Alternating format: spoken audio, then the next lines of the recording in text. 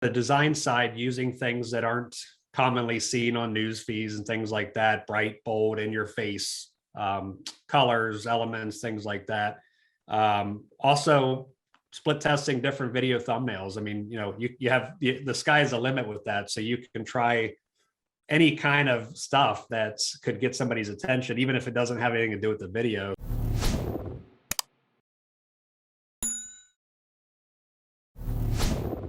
Hey everyone, welcome to another episode of Perfectly Mentored. I'm your host, Jason Portnoy. My guest on this episode is Jeff Minnichbach. He is the owner and founder of NoLimitCreatives, a leading subscription-based design service, and works with thousands of companies every year to create high-quality graphic design and videos for one low monthly rate.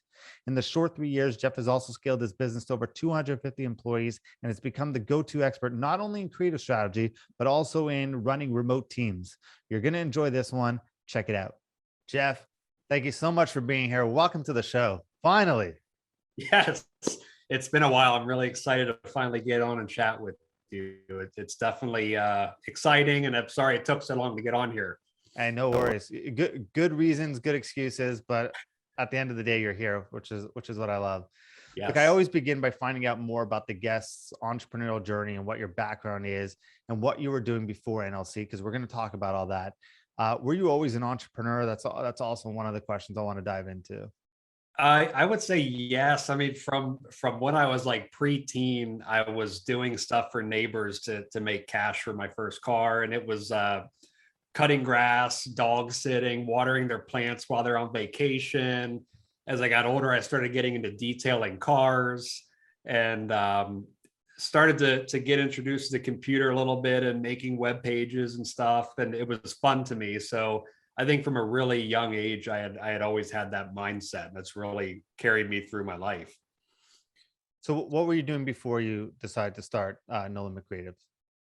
I was freelance designing for a long time. Prior to that, I had some odd jobs. I was a sales supervisor at Office Max selling office supplies, and then probably about 12 or 13 years was freelance designing, just bidding on projects on Upwork and going through Craigslist and hitting up small businesses, advertising there to help with their listing images. And that's really a big stepping stone to where NLC came about.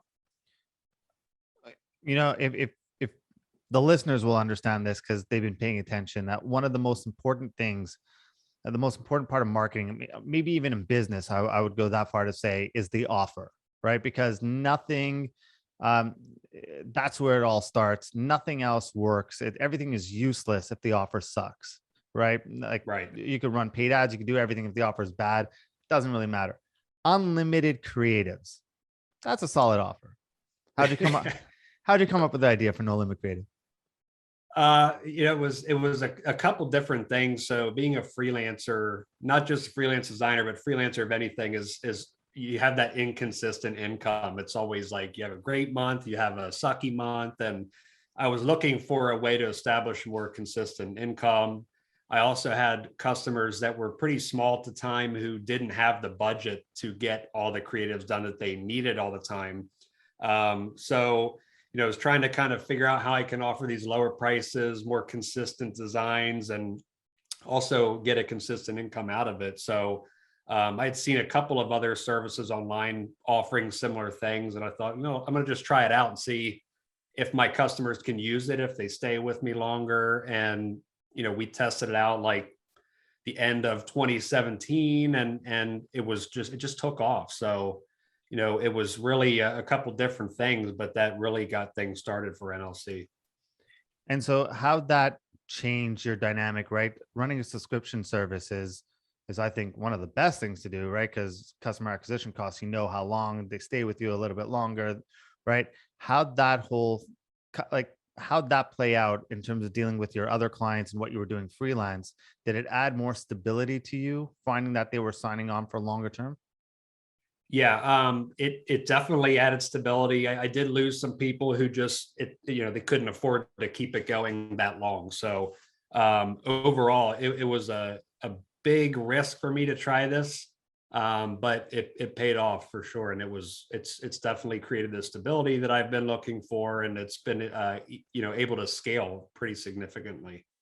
Well, it's been like 3 years, right? Yeah, tomorrow's our third year anniversary since we incorporated. We're up to 350 people on staff on the team, and it's been a crazy journey. Yeah.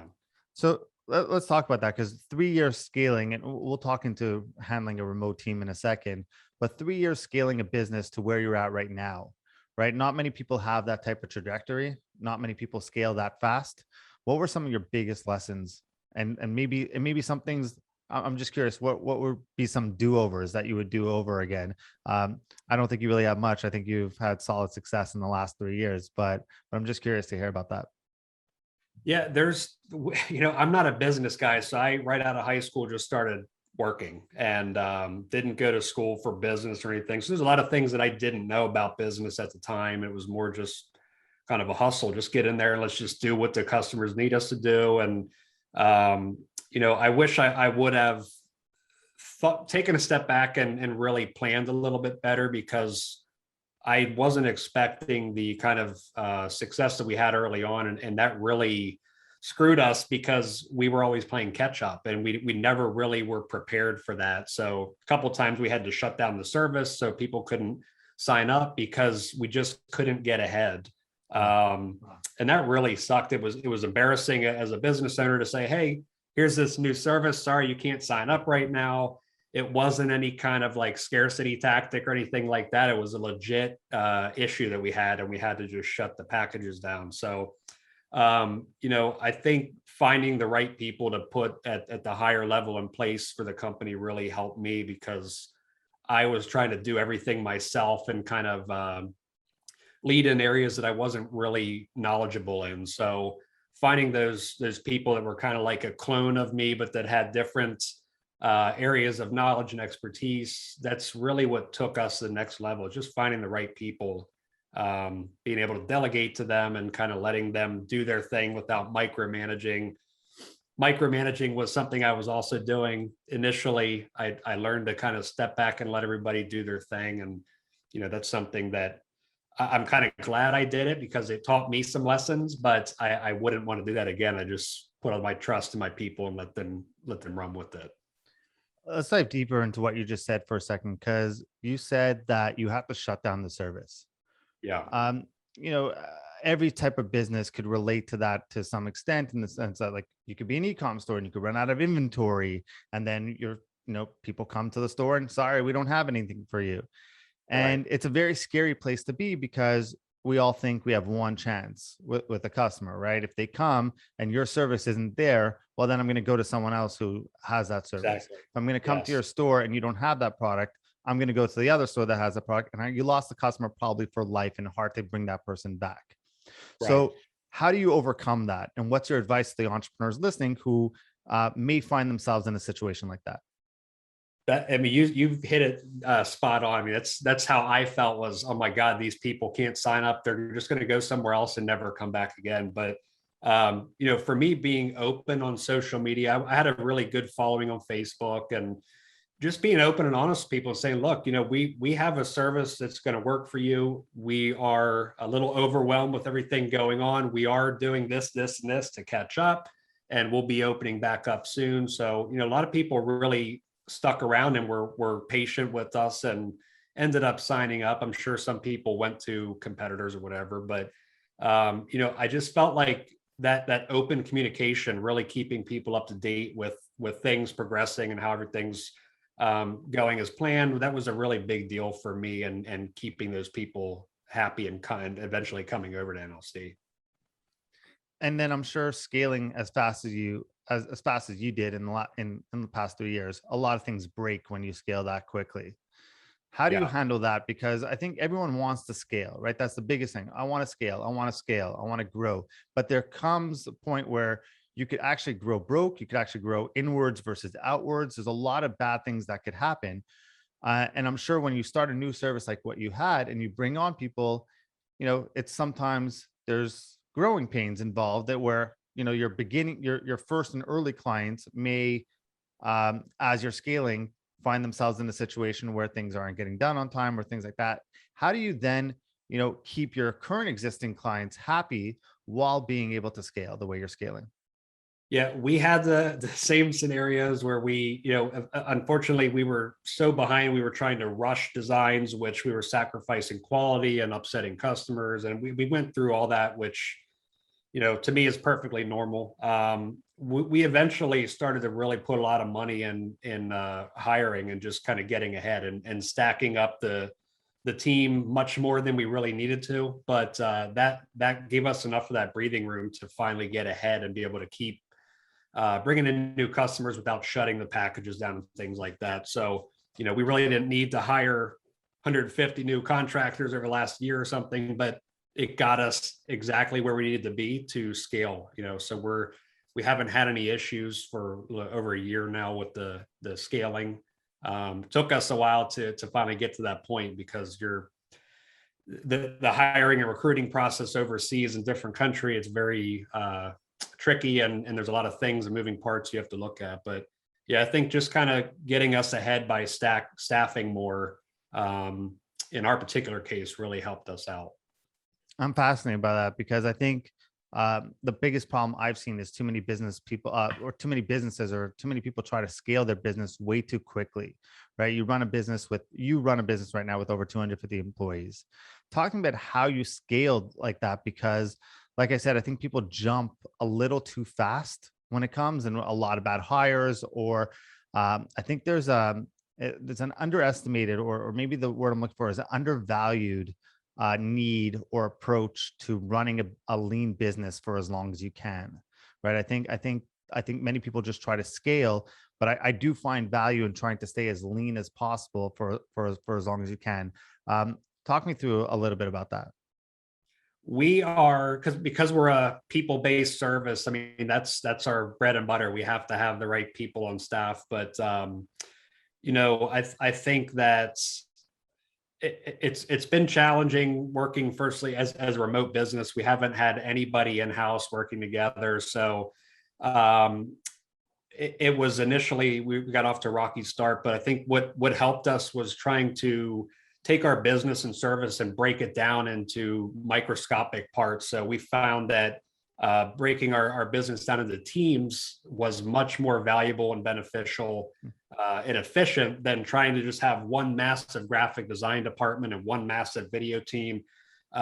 So we've kind of made microscopic pieces to those teams, and it's just been so much easier to run the business and service that way. So I think Amazon kind of had something similar with their pizza. That they wanted to talk about this pizza should be able to feed like this many people, so that's all that's going to be on their team or something like that. But we found that the teams was really a big deal for us. It just made our particular service thrive.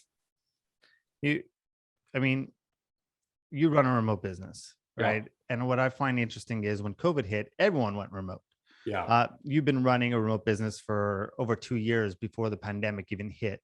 Yeah. How big of an advantage was that for you when COVID hit?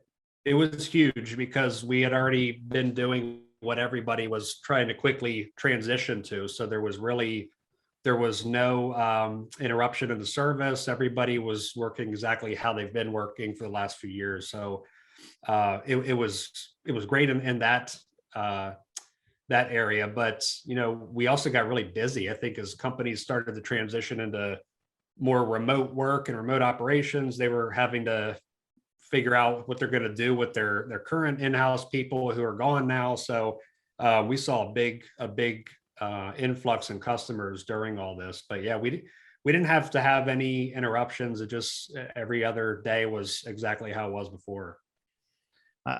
Let's talk about running a remote business, because I think there's a lot about it right now. A lot of the pros, we all know a lot of the pros, but there's definitely cons. But we know the pros, like global talent, people being able to work from home. We're seeing all that now. Post pandemic. I don't know if we call it post pandemic because I don't know if it's over. But Yeah. you know what I mean. But I'm curious to hear, like, ignore the pros because there's endless articles about the pros and people saying how happy they are. But what have been some of the biggest cons for you or the biggest struggles in running a remote business? I think first and foremost is just not having that in-person interaction. I think everybody really wants that, and I know we have a lot of people in different parts of the world who have been on a lockdown for the last 2 years. They literally can't go anywhere outside of their cities or towns. One person from their family is allowed to go to the grocery store and get food, and it's really depressing. This is a long, long time that people have been stuck inside in some of these areas. So it really sucks. We'd love to have some in-person event at some point, but we have so many people from all over the place that it would be difficult. But it's challenging. We use Slack daily. It's our like lifeblood. I mean, we sent out almost 100,000 messages just in the last 5 days in Slack. So it is like all day long typing, and that really sucks too. My fingers and hands hurt like crazy every day, and there's, like you said, tons of pros, but there's only a few things that I think are cons for us in particular, and that personal interaction being one of them. But also just like team meetings, we have to get on video calls. We have to make sure everybody has good connections. Some people drop off, some people come in. I mean, it can make certain tasks very daunting and very drawn out that shouldn't have to be. So there's not a ton of cons for us, but those are a couple of big ones. What about culture, right? I think culture is huge. How do you maintain culture in a remote environment? We've done stuff recently, like monthly newsletters that kind of feature employees or contractor spotlight, stuff like that. We talk about things going on in the company. We do weekly calls with different teams, kind of giving those kudos and pats on the back that people deserve. And we have regular contests. We had a NLC cooking show we put on, and everybody made their favorite dishes in their areas. We've done ad design contests. So there's a lot of different things that we do to just keep everybody together and feeling like they're part of that family. Let's talk about the fun stuff, right? The creative side of things. Organic versus paid ads. Is there a difference to you in the type of creatives that get used? And if so, what are they? I guess yes and no. I mean, I think we have come from an area a few years ago where you try to just do as much design as you can in these ads to make them look really cool, and then everybody started doing that. Now we're kind of like at the flip side of that, where some of the simplest images or videos crush it now. So I think we've really started to kind of transition towards more organic, natural looking creatives. It's not so design heavy. They just look more user generated. So the UGC, user generated content, has been huge lately. We're doing so much stuff with UGC right now in terms of editing and cutting videos up for people and doing testimonial videos. A lot of it's not design heavy. It's just very story driven. It's very real and personal. And that's really seems to be doing well right now. So we've kind of been following those trends the same way. And what about in terms of like thumb stopping, right?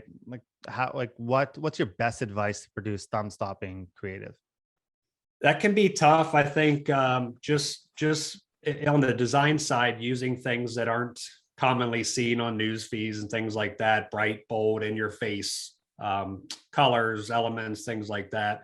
Also, split testing different video thumbnails. I mean, you have the sky's the limit with that. So you can try any kind of stuff that could get somebody's attention, even if it doesn't have anything to do with the video. So we do a lot of video thumbnail variations for companies to split test, because it's such a great opportunity to just see what works there. So bright, colorful stuff, things that may not have anything to do with the video ad, but that are very interesting or kind of weird. I mean, that weird stuff seems to really work well. We've seen a lot of companies asking us to do like meme style intros to videos that have been working well. So just some stuff like that.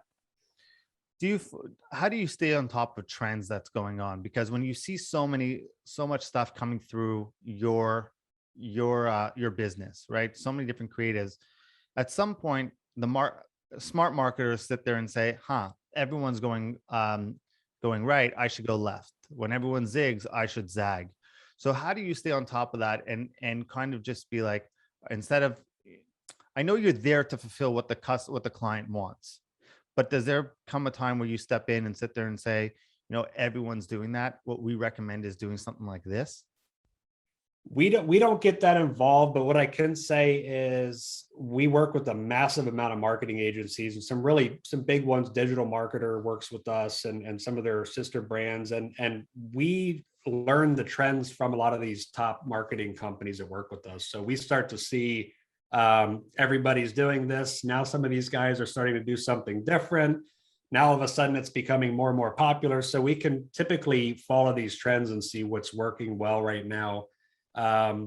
In terms of design trends are very different from marketing trends. I mean, what works for grabbing attention on a website isn't necessarily the same as what's going to work on Facebook or Instagram. So we really are always open-minded and just kind of seeing what is coming into our pipeline, because typically that's been the best solution for most people that use us. iOS 14.5 happens right now, even more than ever. Creative is the variable, right? We've said it before. I've been saying this for a long time, but now even more so. You see millions of designs. Yeah. What type of creative? I mean, let's start here. Let's start with e-com brands.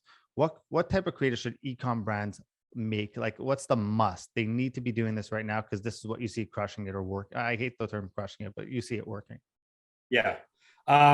The testimonial style videos and ads have just been killing it. We do so many of those kinds of creatives. So they're literally, it could be a carousel ad that just has 5 stars, their little review, the person's picture holding the product. Those things are killing it. And we do so many of those. Same with the video side. It's again, back to UGC videos. It's real people talking about their experience using the product. Those reviews are working really well. Unboxing videos have been doing well since we ever started using them. They're still popular now.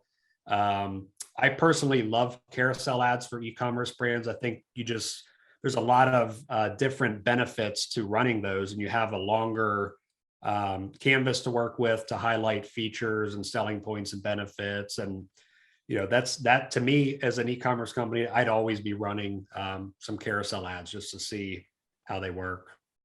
What about direct response? So like non-e-com, like coaches, agencies, and whatnot.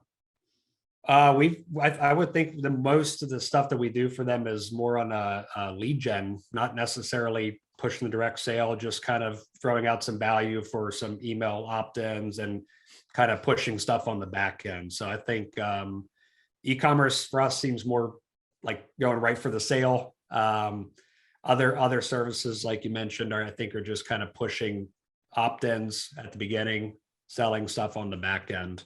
That's what type of content's working on the lead gen side for you? I don't know specifics on that. I know that people are putting out PDFs for top 10 such and such. Here's 10 things you should always do before starting a business or using a service. We have seen blueprints, kind of things that kind of similar to top 10 things, follow these blueprints to have success, blah, blah, blah. But, unfortunately, I don't personally see a ton of those kinds of designs. I think the majority of creatives we make now are e-commerce. It's been a weird transition over the last couple of years, but we've really become a heavy design service in that niche. And what type of, advice do you bring? I know you don't get so involved, but in terms of resources, do you provide your clients or the people who sign up with you in order for them to know? Because if I just started an e-commerce store, right, and I need a graphic designer, instead of hiring a graphic designer, I hire you, right? It makes more sense. You're definitely way more affordable than me bringing someone on and staff, and I get things done, but I may not know where to start. So for the entrepreneur listening who's like, okay, great, that all makes sense. I need someone to make creatives for me, but I just don't know where to begin. What's your advice to them?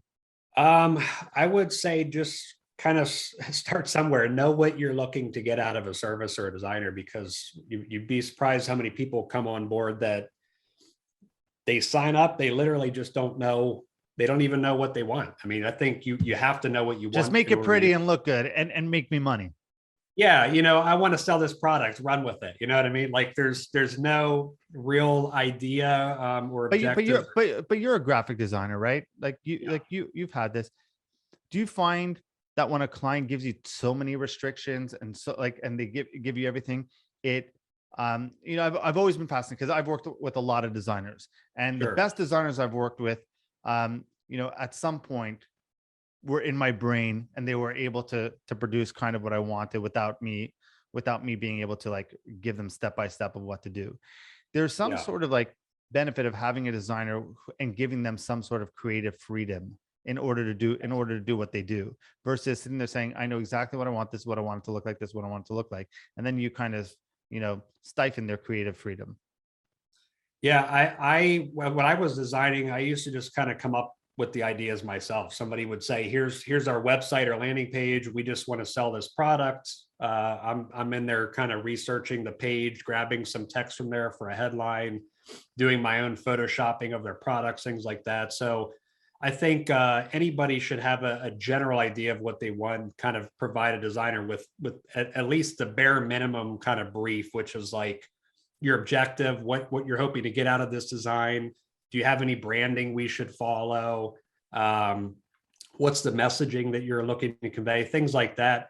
And then honestly, designers can run with it, or you can get super specific, which sometimes helps. Sometimes it really hinders the creativity that a designer can come up with, because people are so specific that you're like tunnel vision. You're only seeing what they're saying.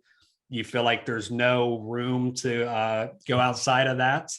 And that can definitely be a problem if they're like too crazy specific. But you just have to find that balance. I feel like as a designer, just kind of having the basics to get started with is enough to kind of push somebody like myself in the right direction. So just curious, and I gotta ask you this: do graphic designers hate you? Like people who work for a company, do they end up hating you because you pretty much replace them, right? Like uh, businesses could literally fire their entire graphic design team and hire way more designers for a fraction of the price they pay one person. Are you like, do graphic designers literally sit there and blame you for losing their job or anything like that?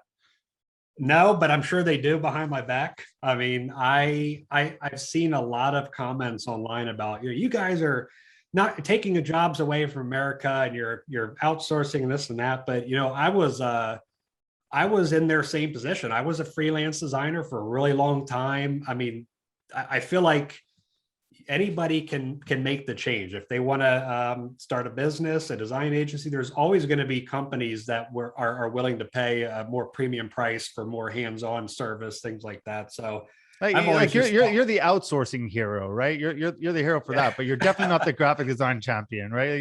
You're not the champion of that cause.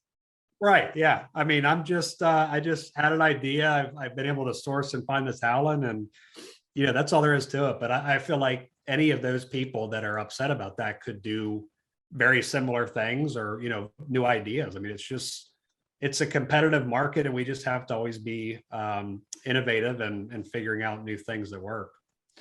When you hire overseas, there's sometimes a language barrier. Sometimes Yeah. that happens. How do you mitigate that, and how do you deal with that? Because I could see, potentially, and I've used your service. So full disclosure, I love it, and I think it's great, and I've never had a problem. But I can see how some clients may get frustrated, being like, "Look, this is the 8th revision. You're still not getting it." Yeah. If that happens, and I mean, you have tons of clients and tons of employees. At what point, like, how do you step in? How do you run that? Because that could, I mean, I'm just trying to solve objections for you, for the people listening, being like, I don't want to hire that. I don't want to deal with that. So I want to give you the opportunity to handle these objections. That's a real issue for anybody that outsources. We have English fluency tests that are part of the application process, because we first hired people in our first year. We hired whoever, as long as their designs were cool. Didn't really think about English. They spoke enough English so we could understand them, but obviously that becomes a challenge. Just understanding briefs for designers. So we do have English speaking parts in our application now to kind of weed out some of the people who just can't make the cut. We also deal with a lot of customers in different countries, so their English isn't always great either. So you're mixing all these different cultures and people together, and it can get It's very like the Tower of confusing. Babel, right? Like everyone speaks a different language. Yeah, it can be very, very challenging. So we typically have team leaders or QAs step in if they see a lot of back and forth issues going on to try to help mitigate that. But we've really started to push screen share feedback. So having people like get on Loom or Camtasia, record their screen, give feedback that way. Sometimes just the visuals is enough to get past that language barrier and show people what we're trying to understand. So I think we've really been pushing hard some of those things. And with our new portal, we're working on an idea where, similar, I think, a services Frame.io, you can click on your video or your image, draw all over it, make notes. That's how we're looking to get feedback in the future. So we're really focused on just trying to kind of cut down any back and forth that's unnecessary. And as a business owner running all this with clients in multiple countries and most of your employers on the other end of the world, what's your workday like? What's your time zone like? My day isn't crazy as it used to be. We all operate in Eastern time, so we have one shift. I know some other companies are doing multiple shifts, but we just found that this particular shift works best for us right now. I'm really finally able to step back and kind of work on the business and not be so in the business, which was a big struggle for me for the first couple of years. So, I'm really focused on listening to customer feedback, coming up with ideas for solving problems, starting partnerships with companies who might be able to cover areas we can't, like production or copywriting, whatever. So, we've always listened to customers. We have since day one, and we're always open to feedback and ideas. And, that's been a really big success for us. Yeah. And I think what you said earlier is 100% right. You're very vulnerable. I don't know if that's the right word on Facebook, right? You're very transparent about the growing pains and growing the business, which I think puts you as a face of the business, which is what you are anyways, but also relatable and someone you want to do business with. So I think you keep doing that. I think that's really like watching your success over the past couple of years since I first heard about your company to where you are right now. I think you doing that has played a big role. What would be your advice towards business owners now about putting out, everything on social media, like talking about the bad and the good? I am a big fan, obviously. I mean, I've never been one to shy away from admitting defeat or, issues I've had, and this is how I'm going to overcome them. I've always been a very open, honest, transparent person. I think, just like you said, I mean, that people really feel good and resonate with that, and they like to see that. And he is human. He does have issues, So it's been a great thing for me. I personally recommend it. I think it's people just, when they sense that you're honest and open, it's a big deal. All right, what's next for NLC? Oh, break some news here. Oh man, I wish I had some secret to release. I think the portal just came out, which has been a huge deal for us. We've been operating in Asana since day one, and it's not built for a client-facing experience. It's really for internal use. So we are currently in the middle of moving people out of Asana to get into the new portal, which is going to be a huge thing. I mean, this is a really big focus for next year too, is just making this a powerhouse of a portal for people to use. The ability to give feedback and get revisions done quicker is going to be huge. So that's been the biggest focus for us for last year, is just getting this portal out. I'll end with this. The top top 3 to 5 do's or don'ts on creative? Oh my goodness, that's a challenge. I would say top is always keep your target audience in mind. I think we've seen some people come in that just want to try anything and everything in creatives and are not even thinking about who's seeing it. There literally is such a huge disconnect there, that it's just like, wow, you sure you want to do that? But yeah, keeping your audience in mind. I think keeping mobile devices in mind. Mobile is huge now. I think using super small text is a big no-no now because people on mobile devices can't see it. Since Facebook and Instagram aren't really pushing that whole 20% text rule anymore, we've gotten kind of wild and crazy with the text on our own designs. I would say just test. I mean, right now is more important than ever to just keep split testing creatives because you just don't know what's going to work right now. UGC is huge. We've seen it every single day for probably the last year. So if you can get real people or influencers to do product reviews, do it because it's working. That's about it. I mean, I think right now the biggest thing is testing because with all these tracking issues, and I'm on the 15 iOS 15 now, so I wanted to see all these updates and stuff they're putting out, and I know there's going to be even more tracking issues going on. So I think it's just really important to keep split testing, and that's where service like ours is beneficial because we can take one request, pump out 4 or 5 or 6 different variants of that in one go, and off they go. Love it. Jeff, for the listeners who want to learn more and maybe sign up for your services, which I strongly recommend they all do, unless you're a graphic designer, don't take it out on me, take it out on Jeff. Go after Jeff. I'm just the middleman here. How can they find you and reach you? Well, we just acquired NLC.com, which was a big deal for us. It took a while back and forth. So we're at NLC.com. I think there's a coupon JPORT for 50% off the first month of service. People can try us out and see how it goes. Awesome, Jeff. Thank you so much for doing this. Really appreciate you. Thank you. Good to finally have you on. Love chatting with you. Awesome. Thanks, man. Have a good one.